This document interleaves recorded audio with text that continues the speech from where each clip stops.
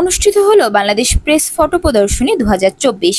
বাংলাদেশের সম্মুখ সারিতে কর্মরত আলোকচিত্র সাংবাদিকদের অর্জনকে উদযাপন এবং সম্মান জানাতে দৃক পিকচার লাইব্রেরি এই আয়োজন করে।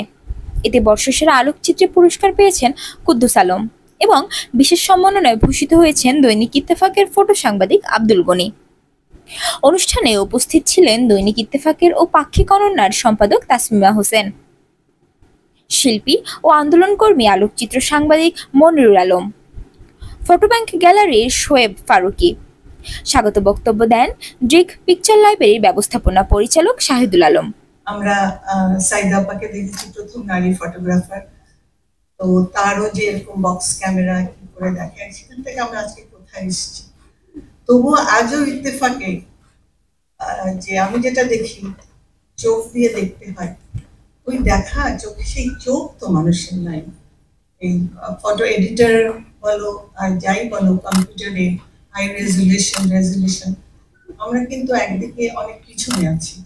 জার্নালিজমে দুই রকমের জার্নালিজম, অবজেক্টিভিটি, আরেকটা হচ্ছে কর্পোরেট জার্নালিজম, হচ্ছে এখন খবর কাগজের থেকে বেরোচ্ছে। তো সেখানে অনেক পয়সা, কিন্তু ট্রেনিং এর ব্যবস্থা এই যে তরুণ প্রজন্মকে এগিয়ে নিয়ে যাচ্ছে, একটা আমার বয়স ওর বয়স প্রায় সমান, এবং সেটাকে ধরে আছে। এবং এই বিল্ডিংটা আমি যখন দেখলাম যে এইভাবে করেছে, তখন আমি বললাম যে এত প্র্যাকটিক্যাল আর এত চমৎকার, এটা তুমি মানে কি করে, এবং প্রত্যেকটা জিনিস এখানে অনেক সুচিন্তিত। শিক্ষিত না, এরকম শিক্ষিত মানুষ হলে এই ধরনের একটা প্রফেশনকে ওয়ার্ল্ড লেভেলে বিশ্বের কাছে পরিচিত করে।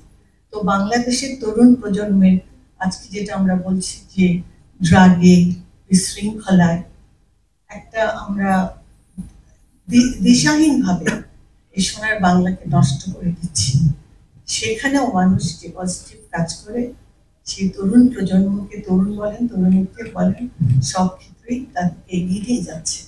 এবারে বর্ষসেরা আলোকচিত্র 2023 বিজয়ী ফোকাস বাংলার কুদ্দুস আলম, এবং তিনি পুরস্কার পেয়েছেন 1 লক্ষ টাকা।